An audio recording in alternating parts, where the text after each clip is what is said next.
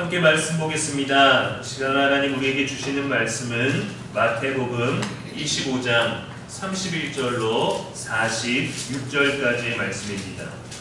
인자가 자기 영광으로 모든 천사와 함께 올 때에 자기 영광의 보좌에 앉으리니 모든 민족을 그 앞에 모으고 각각 구분하기를 목자가 양과 염소를 구분하는 것 같이 하여 양은 그 오른편에 염소는 왼편에 두니라. 그때 임금이 그 오른편에 있는 자들에게 이르시되 내 아버지께 복받을 자들이여 나와 창세로부터 너희를 위하여 예배된 나라를 상속받으라. 내가 줄일 때에 너희가 먹을 것을 주었고 목마를 때에 마시게 하였고 나그네 되었을 때에 영접하였고 헐벗었을 때에 옷을 입혔고 병들었을 때에 돌보았고 옥에 갇혔을 때에 와서 보았느니라. 이 의인들이 대답하여 이르되 주여 우리가 어느 때에 주께서 줄이신 것을 보고 음식을 대접하였으며 목마르신 것을 보고 마시게 하였나이까. 어느 때에 나그네 되신 것을 보고 영접하였으며 헐벗으신 것을 보고 옷 입혔나이까. 어느 때에 병드신 것이나 옥에 갇히신 것을 보고 가서 배웠나이까 하리니 임금이 대답하여 이르시되 내가 진실로 너희에게 이르노니 너희가 여기 내 형제 중에 지극히 작은 자 하나에게 한 것이 곧 내게 한 것이니라 하시고 또 왼편에 있는 자들에게 이르시되 저주를 받은 자들아 나를 떠나 마귀와 그 사자들을 위하여 예비된 영원한 불에 들어가라. 내가 줄일 때에 너희가 먹을 것을 주지 아니하였고 목마를 때에 마시게 하지 아니하였고 나그네 되었을 때 영접하지 아니하였고 헐벗었을 때 옷 입히지 아니하였고 병들었을 때와 옥에 갇혔을 때 돌보지 아니하였느니라 하시니 그들도 대답하여 이르시되 주여 우리가 어느 때에 주께서 줄이신 것이나 목마르신 것이나 나그네 되신 것이나 헐벗으신 것이나 병드신 것이나 옥에 갇히신 것을 보고 공양하지 아니하더이까. 이에 임금이 대답하여 이르시되 내가 진실로 너희에게 이르노니 이 지극히 작은 자 하나에게 하지 아니한 것이 곧 내게 하지 아니한 것이니라 하시니라. 그들은 영벌에 의인들은 영생에 들어가리라 하시니라. 아멘. 있는 살아계신 우리 하나님의 말씀입니다. 성경은 하나님의 사랑만 말하지 않습니다. 분명히 하나님의 공의를 얘기합니다. 하나님은 공의로우신 분이다.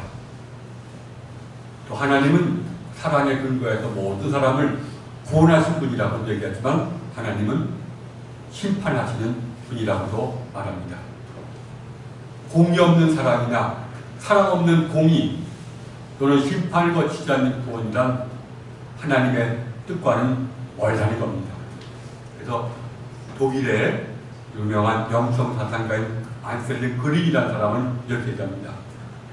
새로운 세계가 있다면 옛 세계와 새로운 세계 사이에는 순조롭게 건너가는 것이 있을 수가 없다.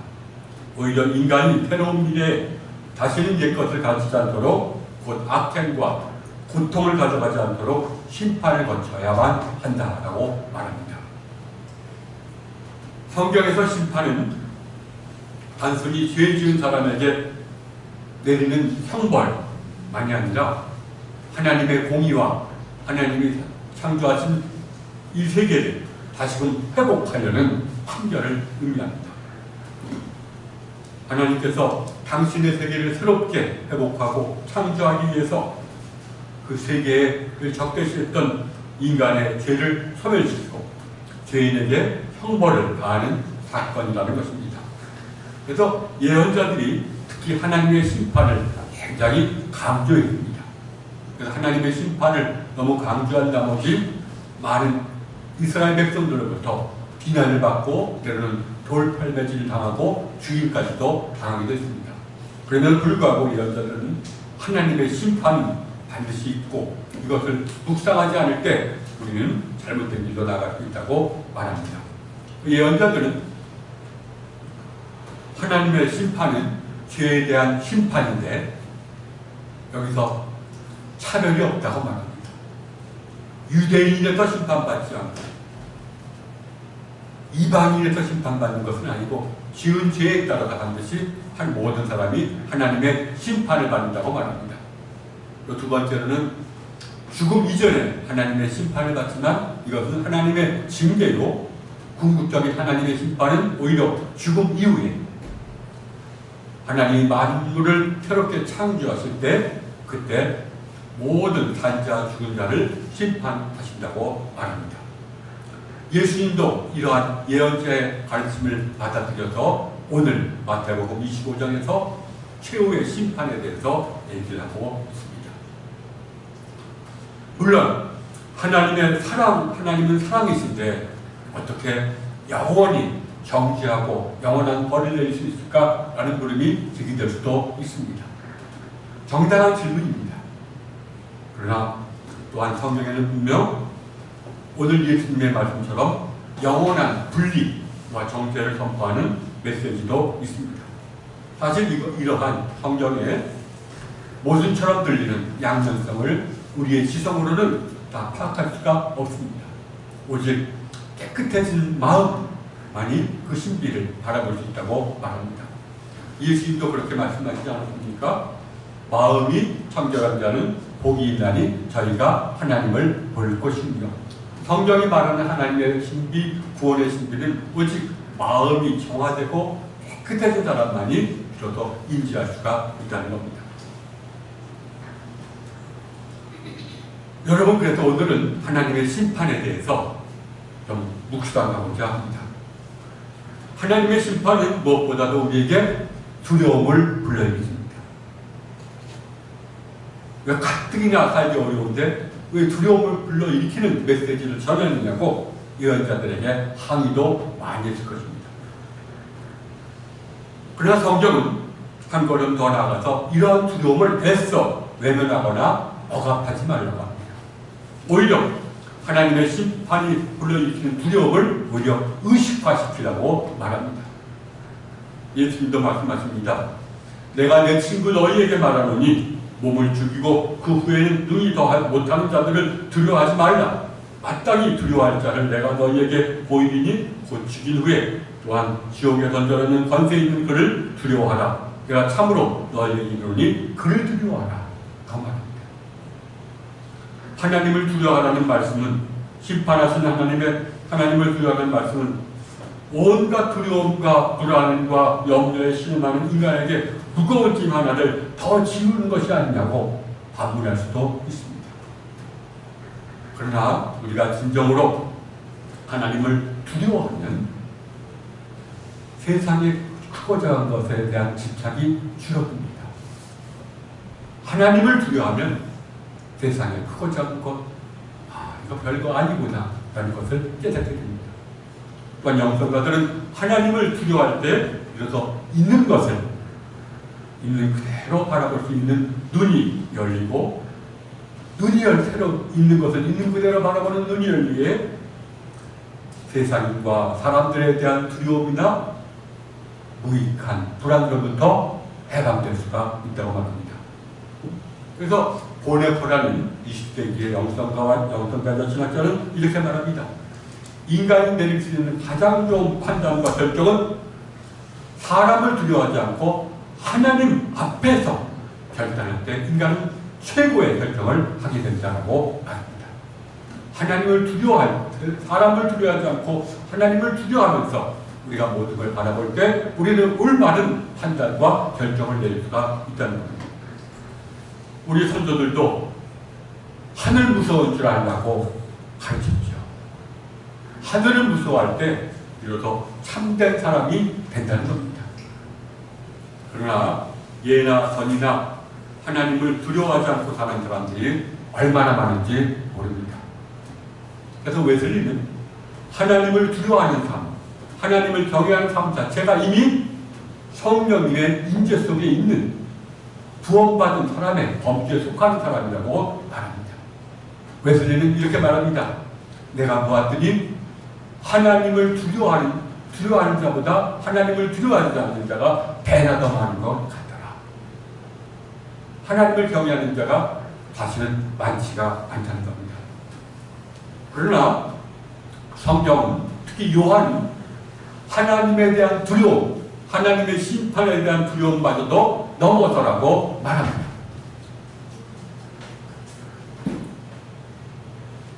그래서 요한은 이렇게 말합니다. 사랑이 우리에게 온전히 이루어진 것은, 여기서 말하는 사랑은 믿음의 열매인 사랑을 뜻합니다. 바울의 말로 하는 사랑을 낳는 믿음이나 또 믿음의 열매의 사랑이나 다 똑같은 말입니다. 이로써 사랑이 우리에게 온전히 이루어진 것은 우리도 심판날에 담대함을 가지게 하려 하느니 주께서 그러하신 같이 우리도 이 세상에서 그러하니라. 하나님에 대한 두려움마저도 넘어설 수 있는 유일한 것은 오직 믿음이요, 오직 사랑을 낳는 믿음뿐이라는 것입니다.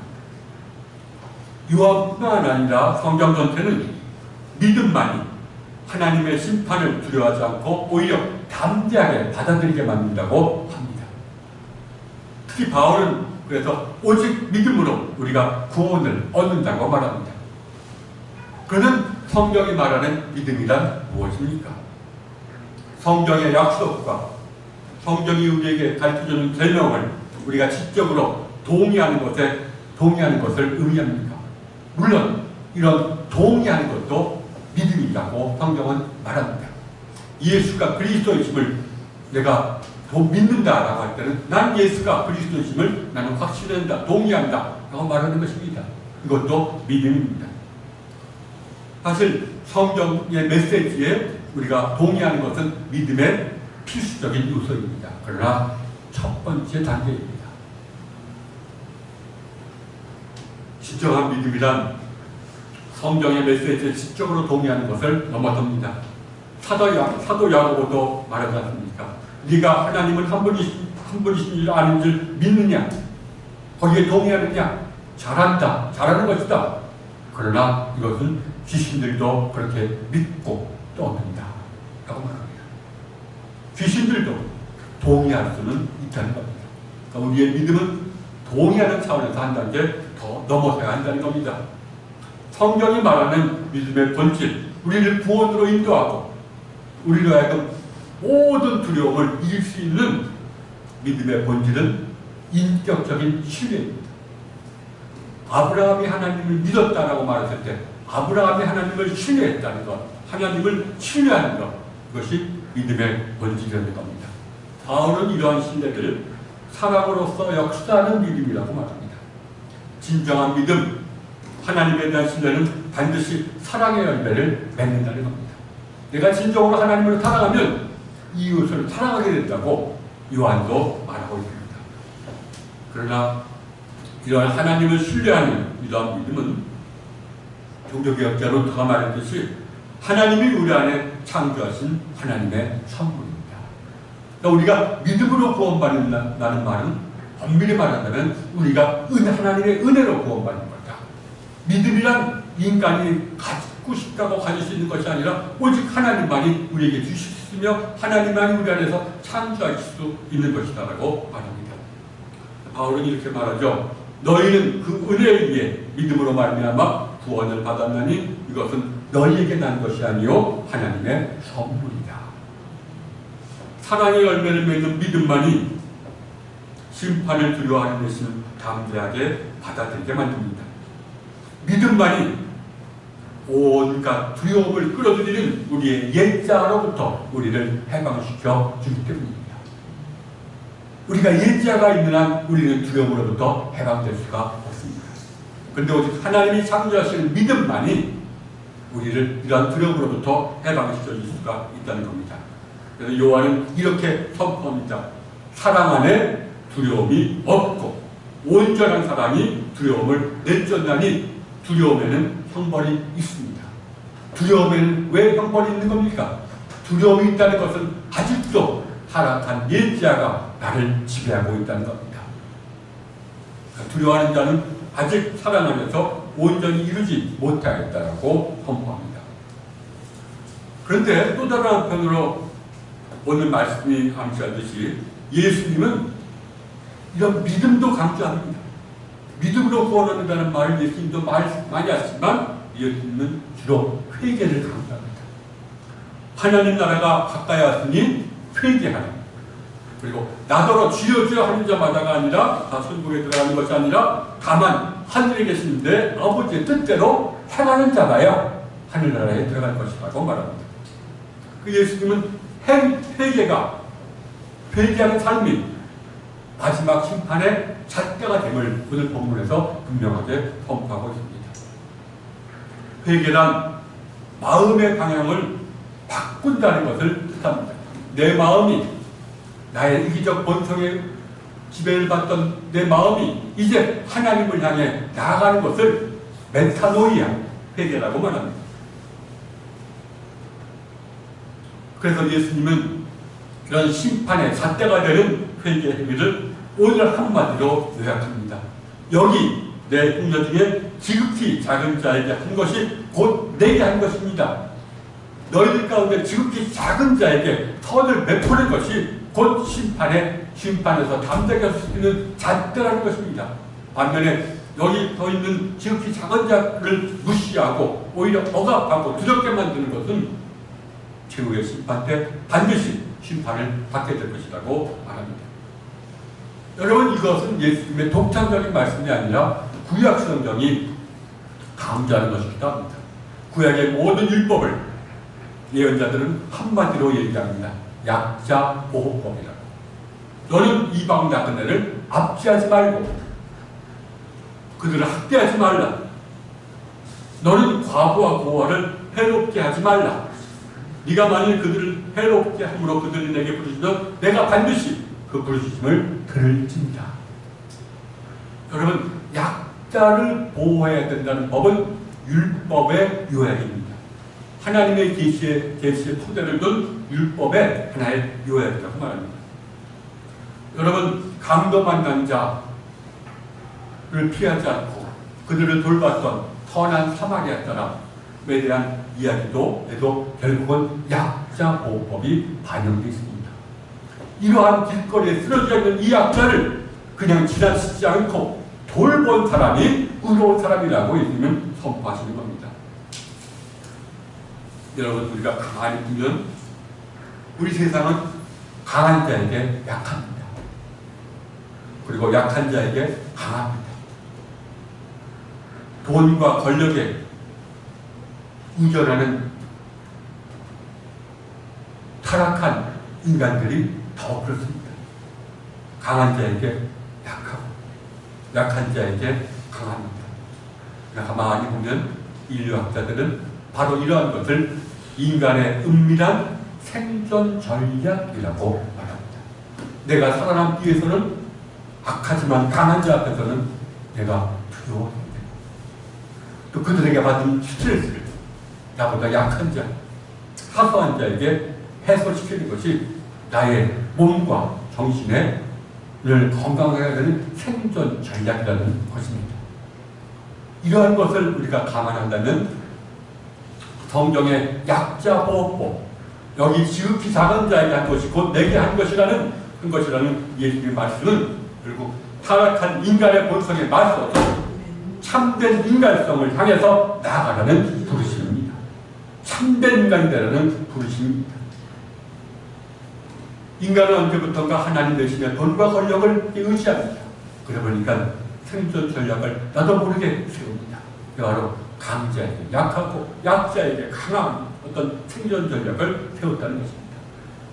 이러한 것에 맞서서 오직 하나님의 뜻대로 지극히 작은 자에게 오히려 선을 베풀고 강하지만 악한 자에게 맞서는 것이 하나님의 뜻이라는 것입니다. 이것이 괴로 나아가는 것이 진정한 메타노이아, 너희 마음이 하나님을 향해 돌아선다는 증거라고 말합니다. 여기서 우리가 물음이 주어집니다. 인간을 참된 인간성으로 부르시는 회개와 하나님의 선물인 믿음은 도대체 어떤 관계 속에 있습니까? 회개 없어도 믿음만으로 우리가 마지막 심판 때 우리가 구원받을 수 있습니까? 여러 가지 질문이 나옵니다. 그러나 기독교의 교리와 영성의 토대를 배워줬던 교부들은 이렇게 말합니다. 회개는 내가 하는 것 같지만 성령님의 인도하심에 순종할 때 회개 행위가 나올 수가 있다고 말합니다. 성령님이 우리에게 우리의 실상을 비춰주고 우리에게 나아갈 말씀을 우리에게 주실 때 진정한 우리가 회개의 삶으로 나아갈 수 있다고 말합니다. 반면에 믿음은 이러한 회개를 전제하면서도 궁극적으로는 성령이 주시는 것이 아니라 우리 주 예수 그리스도로 말미암아 하나님 아버지께서 우리에게 주시는 것이라고 말합니다. 좀 어려운 말이지만 회개는 성령님의 인도하심에 순종할 때 이루어지는 것이지만 믿음은 오직 예수 그리스도의 십자가의 공로로 말미암아 선사되는 하나님의 선물이라는 것입니다. 그래서 믿음 없어도 회개의 길을 걸어갈 수가 있습니다.